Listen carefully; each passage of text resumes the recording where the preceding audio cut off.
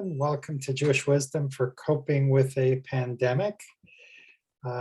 We are about 6 or 8 weeks from our 2-year anniversary, believe it or not. We came together during the first shutdown, and right now I kind of feel like we're in a mini shutdown. For some people, it's a full shutdown. I don't know if this is the second or the third one, but it is. We're still trucking along. So today we are going to be focusing on the soul trait of gratitude, which I feel like early on, and I think I wrote this in the email early on, like there were some people who really wanted to jump into, yeah, well, this will teach us to have more compassion. This will help us do this, or this will help us do that. And I felt like that was just too soon because the shock was so intense and the grieving and all of that was really, and so I wasn't quite ready to start looking on the bright side. But now that we're a couple of years in and we've been adjusting, I think it feels like a more auspicious time to do that. Hey, Maxine, welcome. Thanks for joining today. As we always do, we're going to begin with a short meditation to help us create a sacred space. So if you're not a meditator, we just go for a couple of minutes, so it'll all be over before you know it. So please relax and close your eyes. And take in a deep breath through the nose and hold. And exhale through the mouth and hold. And again, inhale through the nose and hold. And exhale through the mouth and hold. And if thoughts should come into your head, just observe them and let them pass. Like a wave floating by you in the ocean. Now is not the time for solving problems. Right now, all you need to do is inhale through the nose and hold.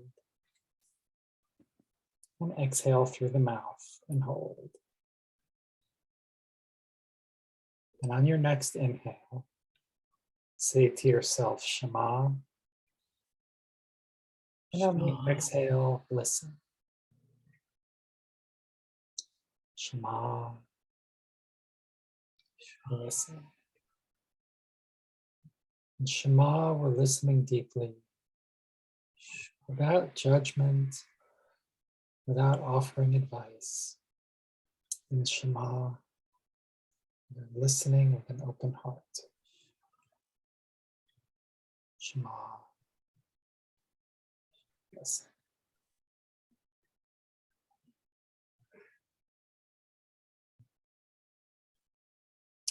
And when you're ready, you may open your eyes.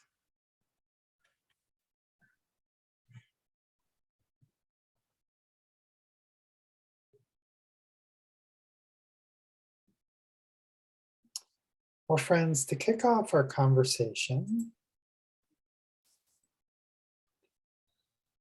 in the email for the week, I talked about some of the big barriers to feeling gratitude. And so I'm just curious, for your own life and your own experience, where do you find some of the biggest barriers to feeling gratitude?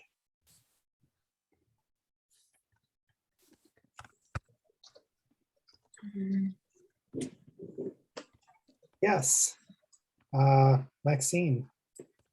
Well, I think there's a sense of I don't deserve it. Yeah, since I don't deserve it. Thank you for sharing that. Other people, Carol, is that your hand? Sort of. Yeah, I think when things are just really going badly, really going rough, like today, when I'm feeling sick and all, it's like, what do I have to be grateful for? But then I know that I do, that I have things to be grateful for. And gratitude's a big piece of my life now. I've incorporated it into my really daily practice pretty much as I can. And it helps a lot, especially when things are really feeling lousy.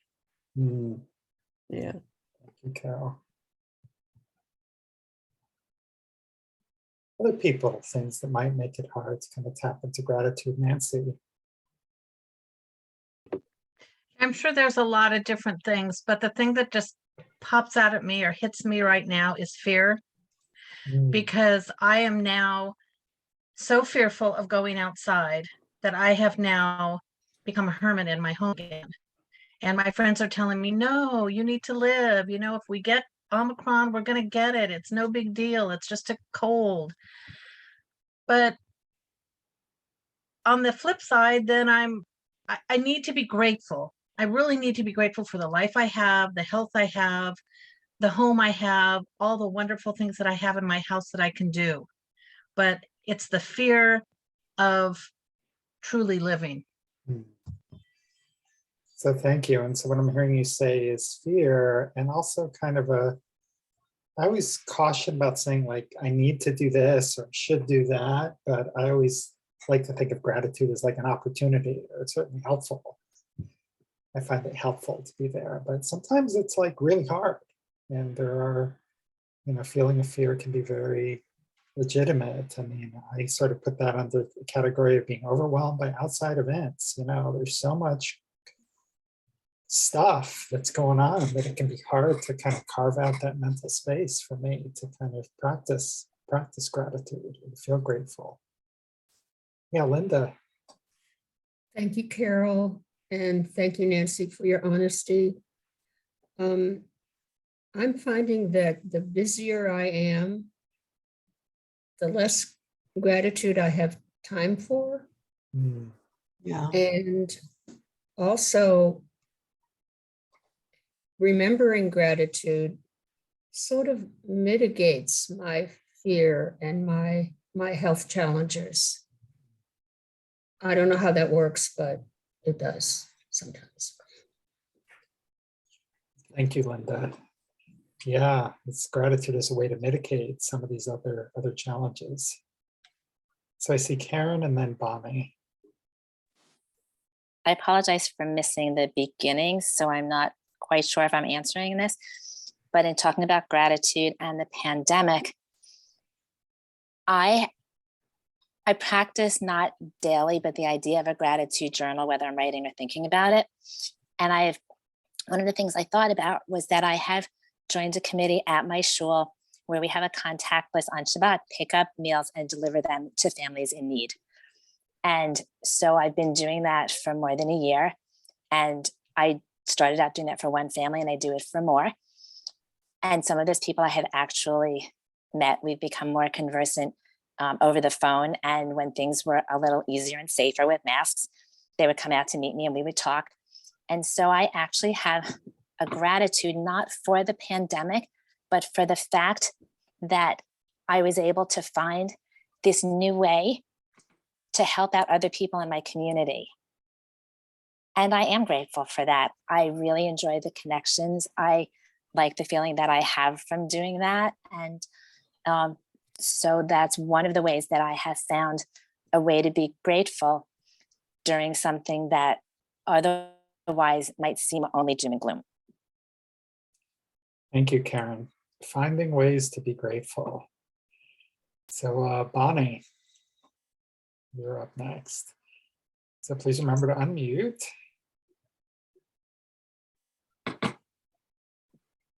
So sounds like a ditto off of Karen. 4.5 years ago, I was living in Canton, Ohio with my then 14-year-old, now almost 19-year-old grandson, feeling pretty sorry for myself. What am I doing in the middle of red country with a 14-year-old grandson that doesn't really want to live with me, but can't be at home for the time being?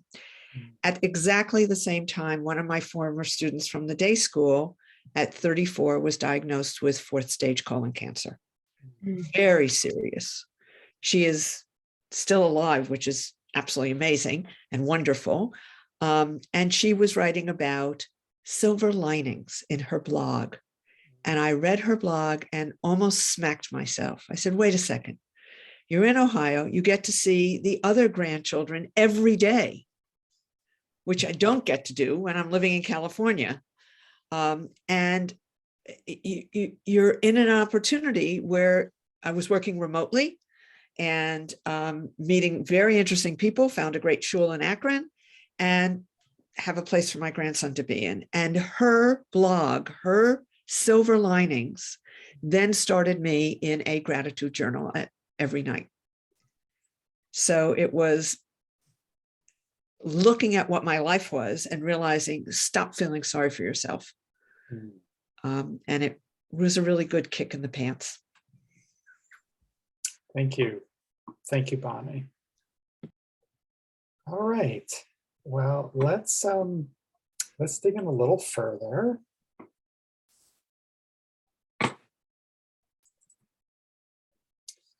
Okay, so let me see here what we got going on. All right, so we talked about some of the barriers to feeling gratitude. So as we're going to skip this today, I think. So here's a section from my book. I don't always or often quote myself, but I thought this was a nice framing. So maybe we can have a volunteer to begin to read this, please. And I can't see all of you, so feel free to just unmute.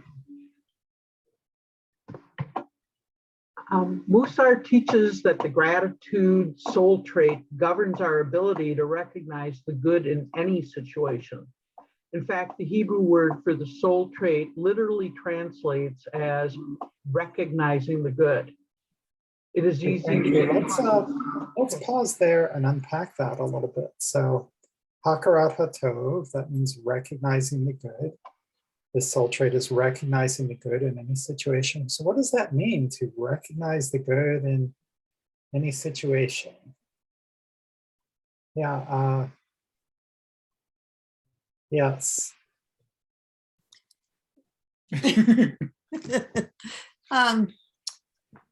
When people that, well, I suffer from depression and I have for most of my life. And one of the hardest things for people who are in the throes of a depression is to find the good in anything.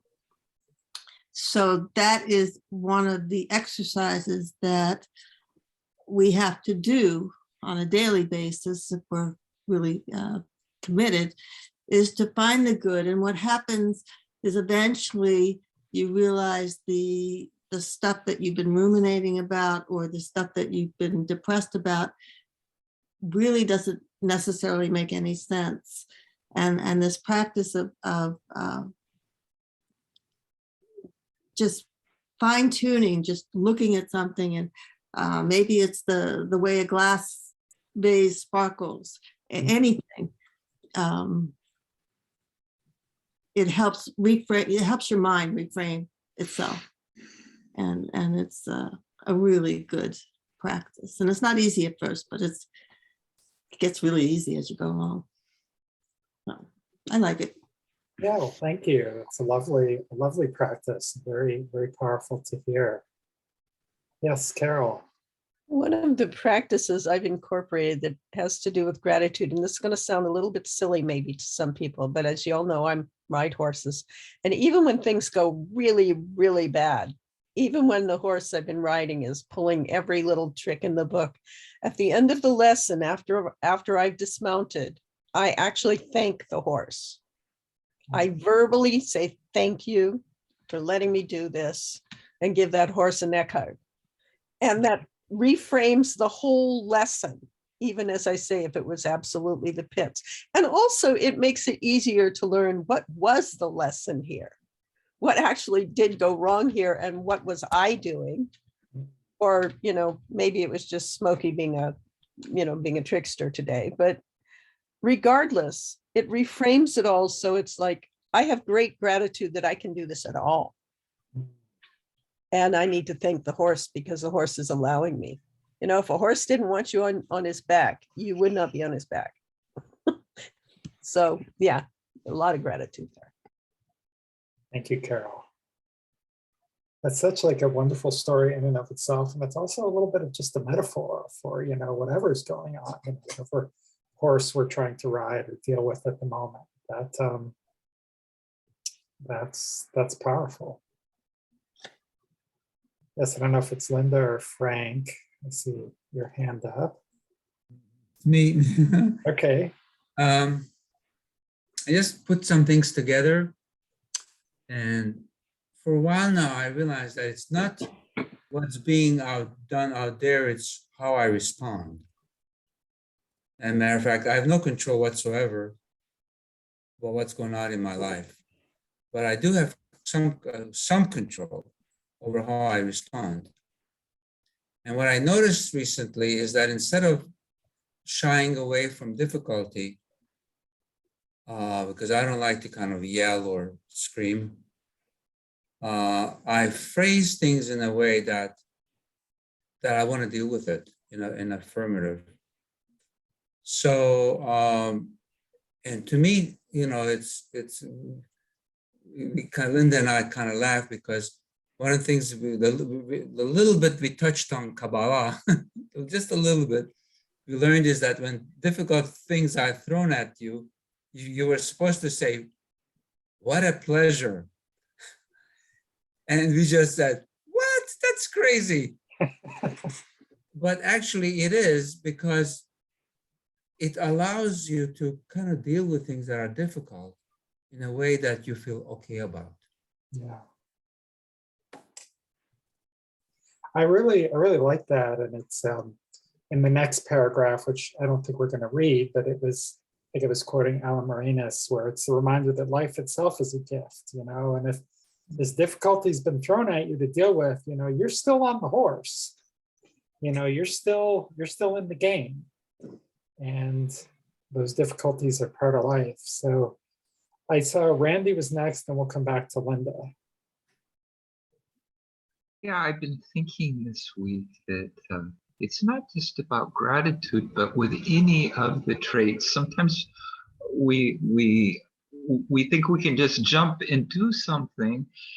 And I was thinking, the first step, I think it's like we're so full of ourselves, we have to make a space inside of us for the thing to even come and be there. I don't know if I'm making, sometimes we think, well, yes, I can just do this thing. Well, what if we need to confess, it's like, well, yes, I'm not very grateful, and I don't know how to even, asking the universe,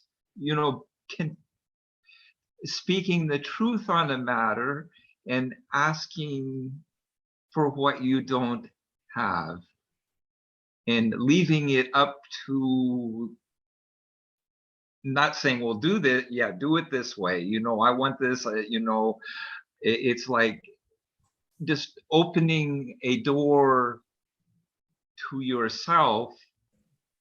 And I think there is something exceptional on that. I mean, the thought, even like with this class, I was thinking, well, what an amazing thing. I can't go back and visit my grandmother, she's passed on, but somebody that wrote something thousands of years ago, I can sit here, and it's like the loving kindness and the wisdom they have, it's like they fixed a meal for me. Mm. And so I don't know if that's being grateful, but I was touched by that thought. I don't know how to say it. It's like, Well, thank you, Randy. How can that Sorry, be?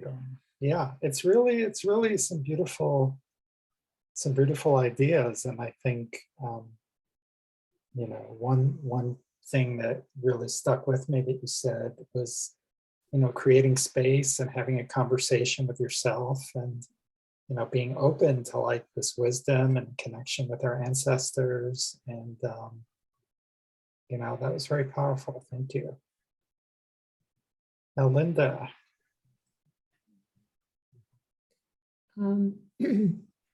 Randy, what you just said gave me this awareness that when we read something from 1,000 years ago, maybe our grandmother read it too.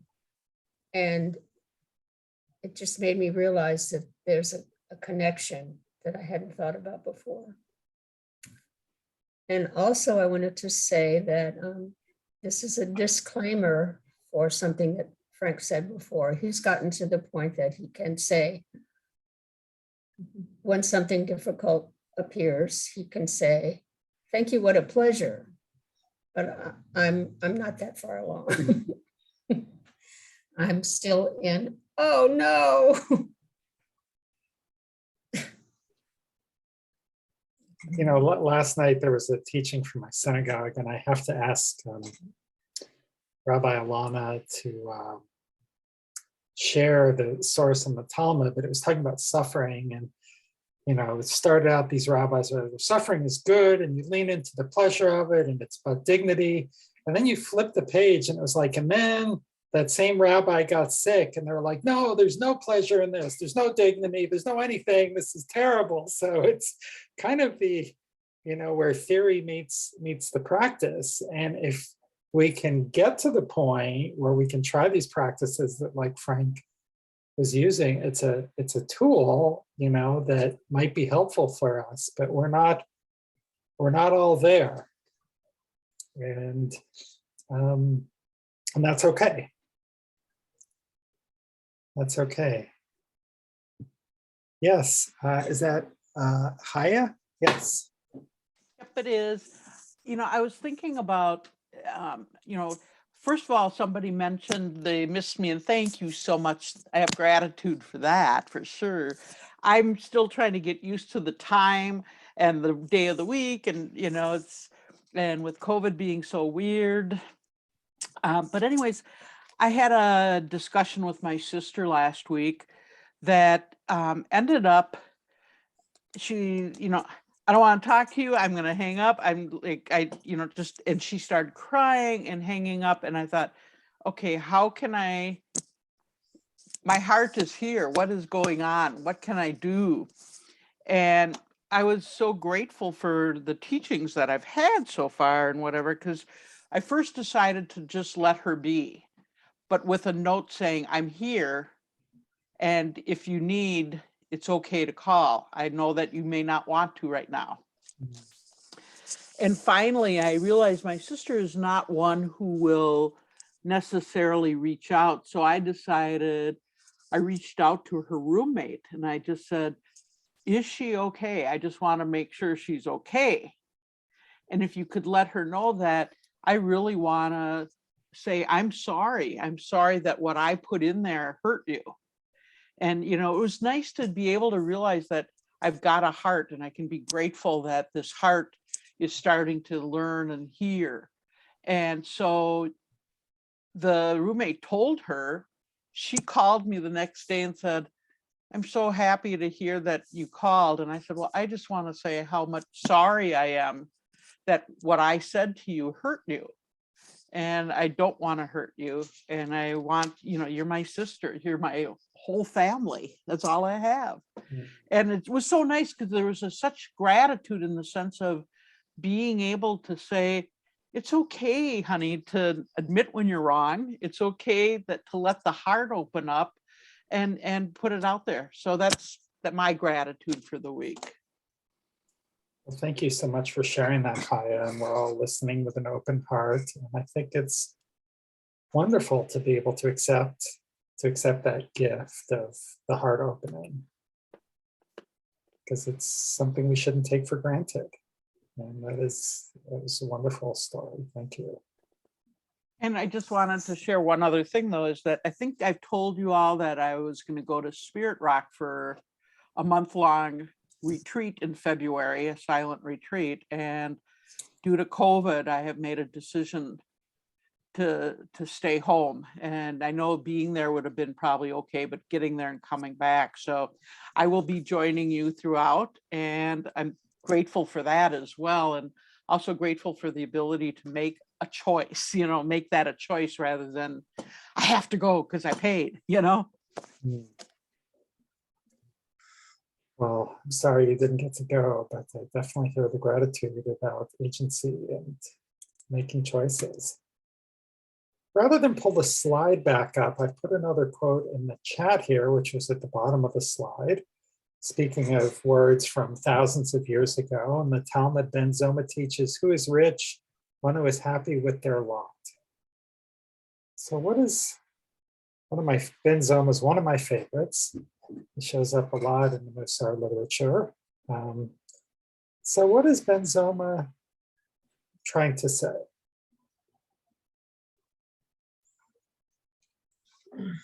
Yes, Irene and then Paul.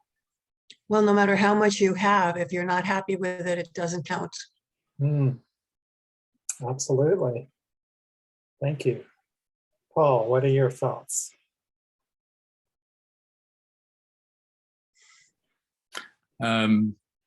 So I have, for much of my life, I have tried to fill in the void that I have inside of being unhappy with my situation by going after what I call shiny baubles. So let me speak. You may speak after me.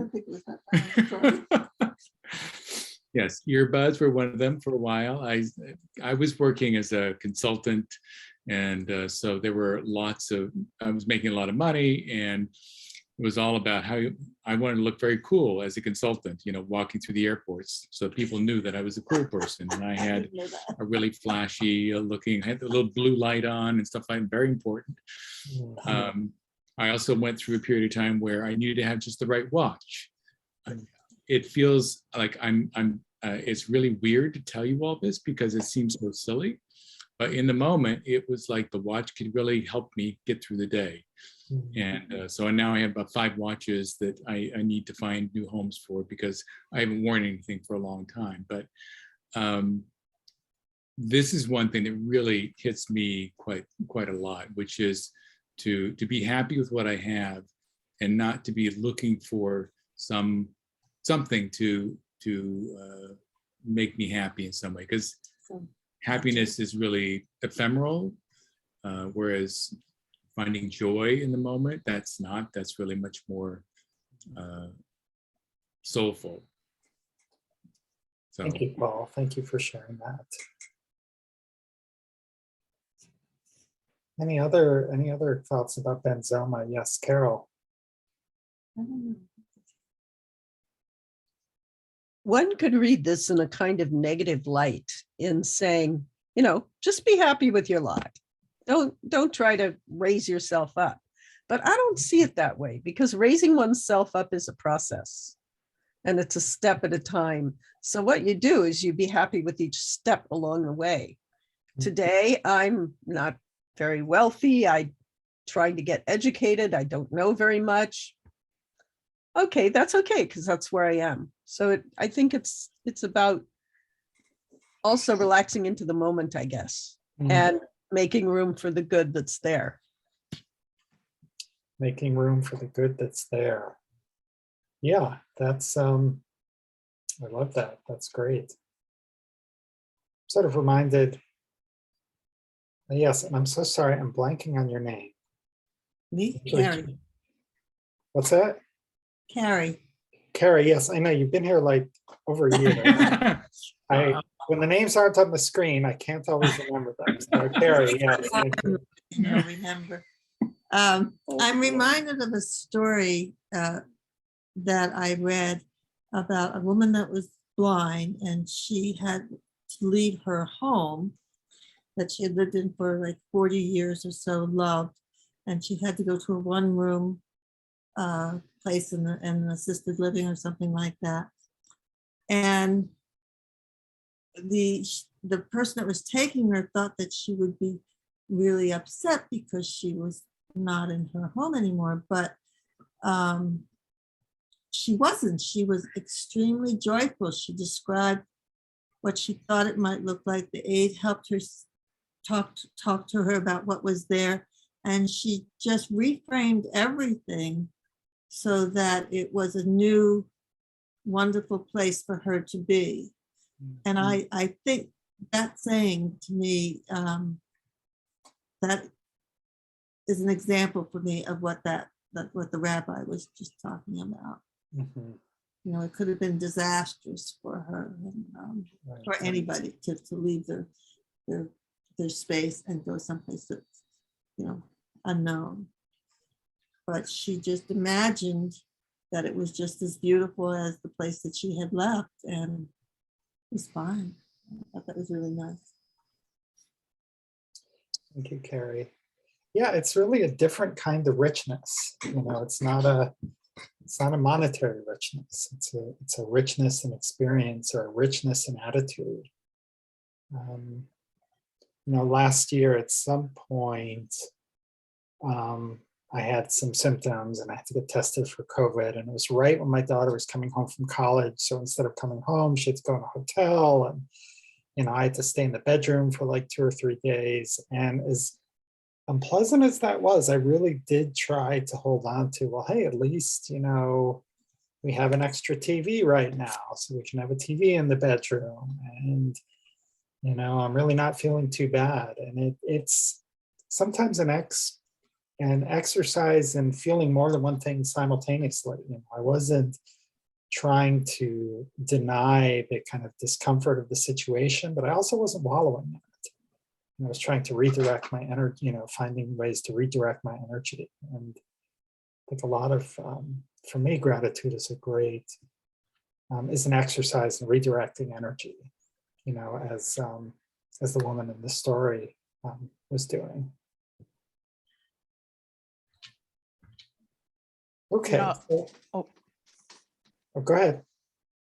oh, I was going to say, I think recognizing things are impermanent, you know, that there's, you know, gratefulness in that this, okay, maybe this is a hard time right now. Maybe I feel alone. I can't get near anybody. I got COVID, or I've, you know, hurt this person and I can't reach out.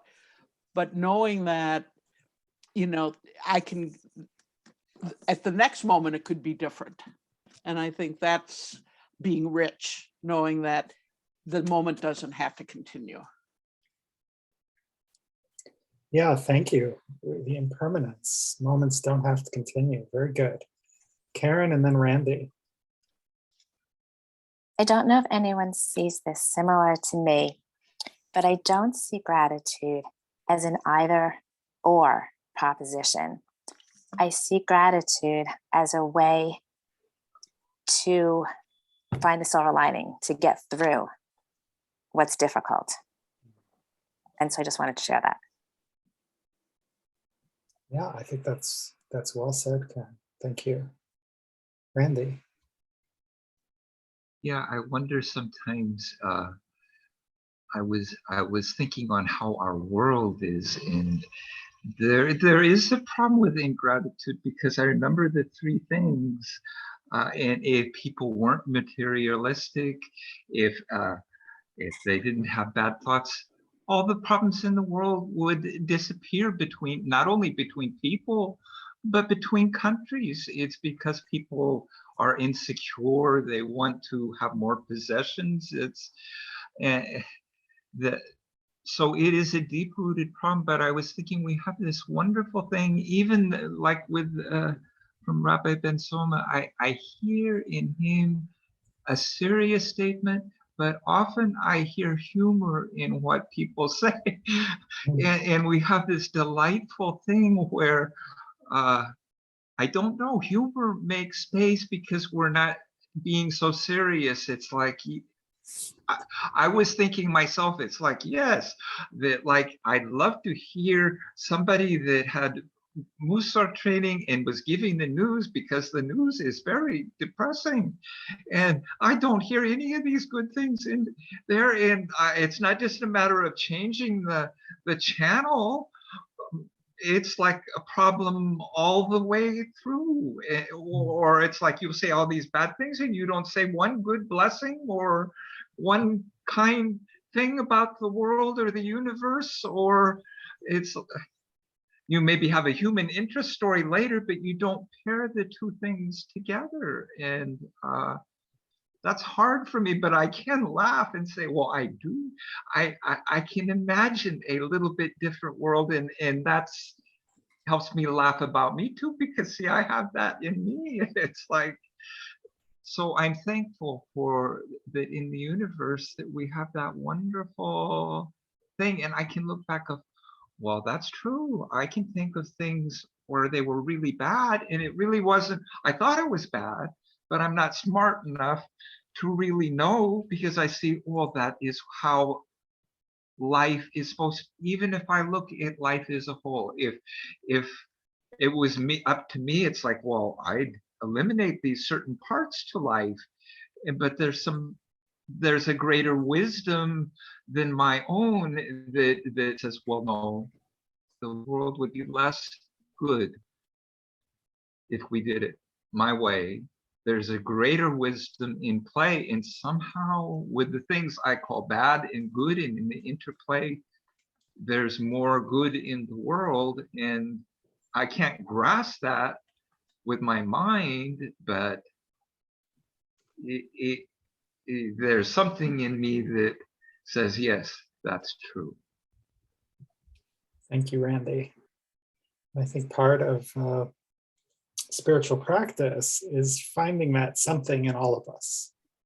You know, it's recognizing that, well, you know, we can draw it all out and rationalize it, but there's something else there. There's something in us which helps us through and see that. Maxine. So please remember to unmute. Practicing gratitude is putting a pause in our thinking. Is putting the what? A pause. A pause. Yeah.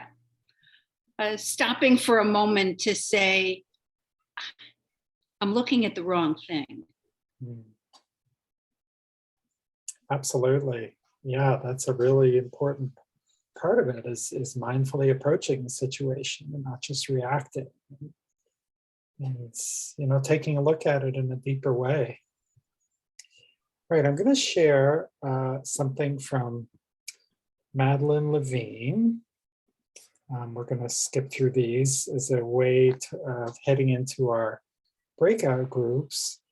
Whenever she's talking about children, I think this applies to all of us as well. So may I have a volunteer to read this?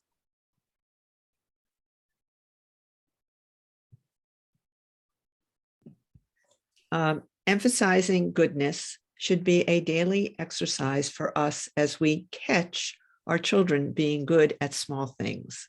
Sharing a cookie with a friend, helping a younger sibling with a math problem. It is the expectation of good behavior and the rewarding of it in its minor forms that accumulate and turn our children into good people. Great, thank you. So if we take this idea of catching someone doing something good and then rewarding it or praising it or sometimes even naming it, so we're going to break out into Hevruta, into pairs. And what I'd like you to talk about is, you know, how good are you at catching the sort of small good things in your life? And maybe how gratitude shows up for you. And you can also do just a general check-in if you like. So here are the questions, and let me open the breakout rooms here.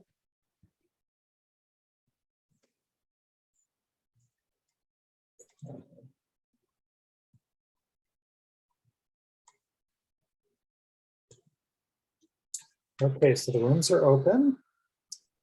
So you should see something on your screen. It says join breakout room. We'll come back in eight-ish minutes.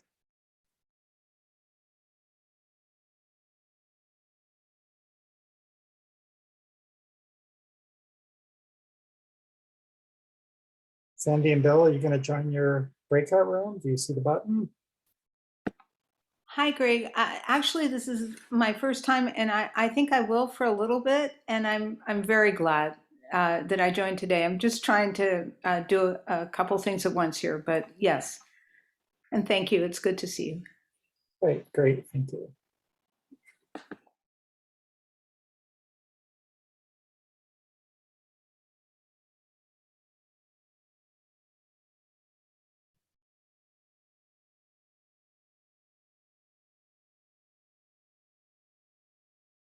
Hey everyone, welcome back. So how was that experience? Would anyone care to share? Maybe an insight they had or something that came up in discussion?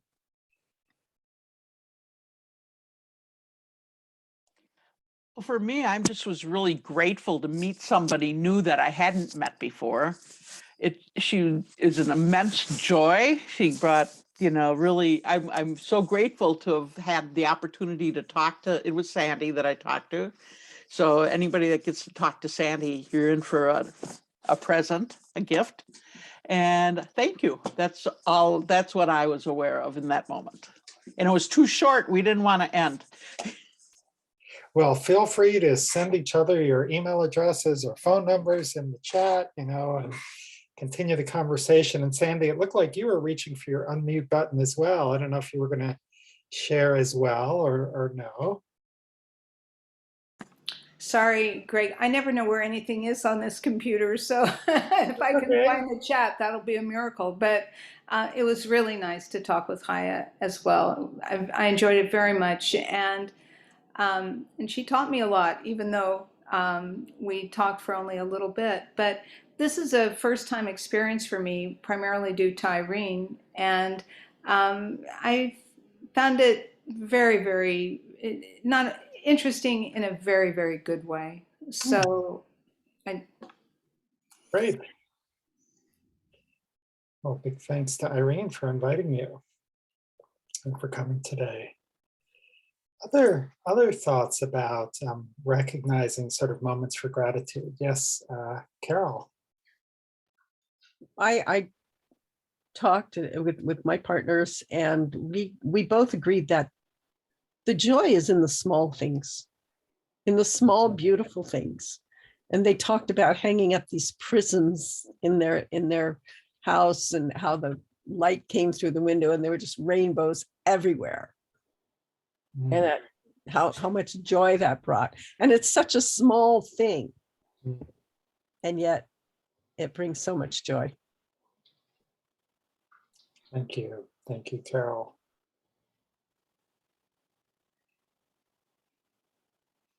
Anyone else care to share or comment?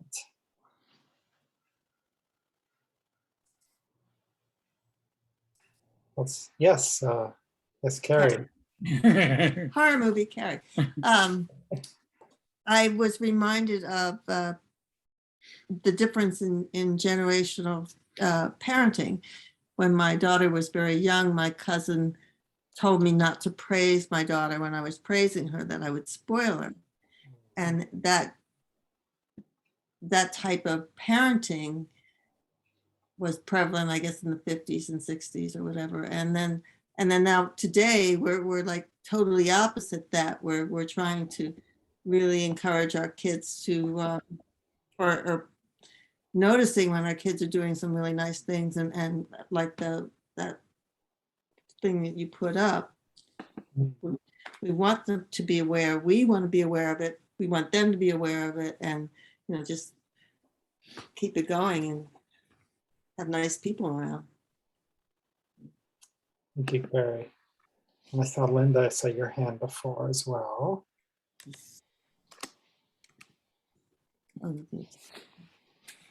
It's a little embarrassing to admit that certain moods don't allow in gratitude and joy and visions of beautiful things, like Carol was saying. So it was helpful for me to be reminded that other people still do that. I think, thank you for sharing that. And that's something I think that everyone struggles about. And Judaism has various tricks, like part of the reason why we put up a mezuzah on our door is to be a reminder. right? They're for people who put on tefillin or who do other things. Is, you know, we can get these external reminders, or the, whether it's the rainbow prism or whatever, whatever it may be, is finding ways to remind ourselves when we get in that mental space where it just feels like, I'm the farthest thing in the world from feeling grateful right now.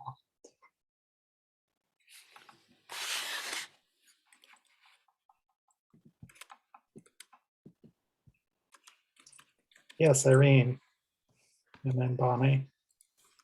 I don't know exactly how this fits into what we're talking about, but it keeps coming into my head, so it must fit in somehow. I was studying Talmud today with a group at Beth Am, and one of the things that the Talmud says about prayer is that you need to end each encounter with words of compassion and praise. And that's kind of being grateful for the people that you're with. At least it seems that way to me. I think that's a beautiful connection. Absolutely. Thank you. And Bonnie. I had the pleasure of meeting with Nancy, and was said to her that when COVID started, I live alone and I'm a workout person. And for workout for me meant being inside in classes, and the athletic facility closed. And what did that leave for me? And it left for me something that I really knew very little about, which were the county parks. And I am so incredibly grateful for the county parks we have in Northern California, and the group of people that I hike with, and how absolutely magnificent Northern California is. And with all the negative things about the pricing and everything else, this is a great place to be. And even with the athletic club having reopened, I still am out hiking 3 days a week because it's gorgeous. Thank you, Bonnie. Randy. Yeah, Karen was talking about you not only need to catch people doing good in life, but also when they have things go very wrong, that can be very important too. And the picture I was seeing, maybe the word isn't completely gratitude, but I was seeing like a bridge over troubled waters, or walking between two difficulties, on each side, and not, the tendency sometimes just of ourselves, we get stuck and we're not walking, we're just looking back and forth, and part of our difficulty is just that, it's not the difficulty, it's like, well, that's going to go away. We don't have to just stay there and not do, of having optimism. I guess gratitude is a kind of optimism and moving ahead,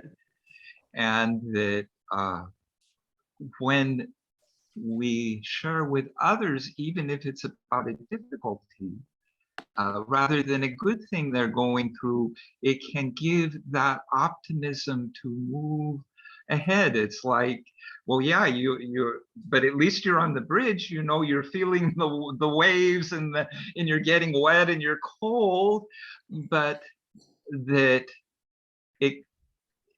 there's this other point up here, if we just keep putting one foot in front of the other, or looking, if we look where we want to go, that's where we will soon be there. We might even forget completely about those other things.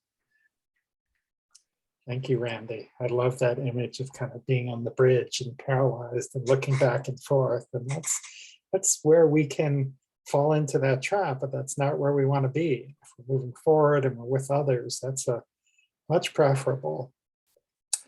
Paul, I think, Paul, you will have the last comment for today, and then we'll close.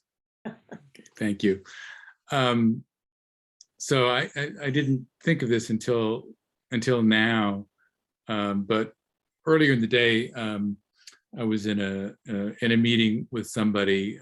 She's a contractor who's working with us, And I've mentioned this before in other meetings we've had, other Mussar meetings, but I'm very fortunate and very grateful for the company culture where I work. It's a little bit more than older than a startup now, so it's not quite a startup, but it's still small, and they really emphasize the basically gratitude is a big part of it. They don't say it that way, but the way that people interact with each other, even though it's software development, it's really making sure people know that when they make an effort, that's the most important thing. We're not, we have deadlines, but deadlines slip and nobody's going to beat you up. So we had this contractor and she was very stressed out because we're working on a project together. And, being able to say to her, listen, we just really appreciate what you're doing. And that's the most important thing. Don't worry about don't get focused on the deadlines. We just want to make sure we're doing this the right way. And it was really interesting to be able to, to sort of observe that she was really looking sort of at the glass very not full at all, very, very empty. And to be able to say, listen, you're working with people who have a different perspective on this. And it felt really good. She really appreciates that. I think she's been testing the waters, trying to figure out whether we're real or not, and whether we really mean it or not, and that's being consistent with that is really, I'm real, yes. So anyway, that was, thank you. Sure. Well, thank you, Paul. And I think it's a good reminder for all of us that the environment we're in and the people that we're around really make all the difference. And if everyone else around us is the glass half empty, that's one more thing. We talked about what are some of the barriers to feeling gratitude? And well, if no one around you is feeling gratitude, and that makes it that much harder if everyone else is. So finding people and opportunities that we can, uplift each other without, in a genuine, truthful way. Praising kids or praising ourselves when we do something good is really important. But it's also important to be honest about that. And if I kind of blow it, I got to own up to that too. And I can be grateful for the opportunity to learn, but I'm sort of praising myself for doing something that actually I know in my heart wasn't well done. That's counterproductive. So I saw you had a question. We'll do our closing and then I'll hang on and you can ask your question. So let's all just close our eyes and taking a deep breath through the nose and hold. And exhale through the mouth and hold. We'll take this moment to really lean into gratitude for our hour together spent in community.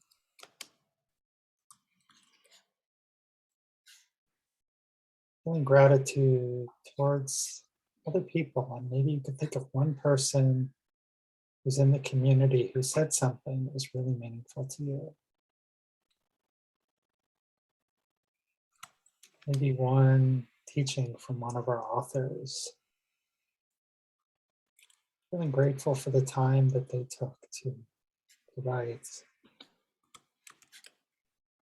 And the time the publishers have taken to help spread those words.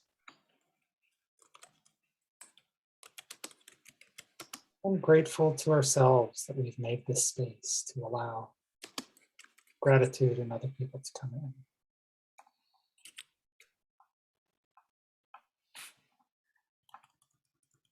And when you are ready, you may open your eyes.